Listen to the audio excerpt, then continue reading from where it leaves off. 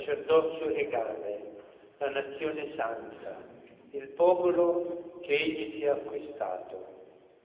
Anche gli oli e il crisma che saranno benedetti ci ricordano i molteplici doni che il Padre per mezzo del Figlio e lo Spirito Santo affida al mistero della Chiesa, il sacerdozio comune, il sacerdozio ministeriale, il conforto e la liberazione nella malattia grave e di fronte alla morte.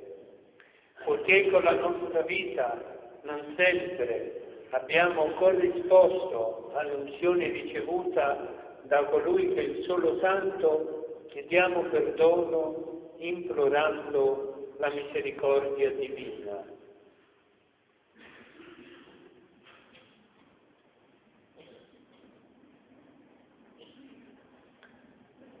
Confesso a Dio Onnipotente e a voi fratelli, a molto peccato, di parole, opere, per mia grandissima colpa, e tu preparata delle Vergine Maria, gli e santi a voi fratelli, di pregare per il Signore Dio nostro.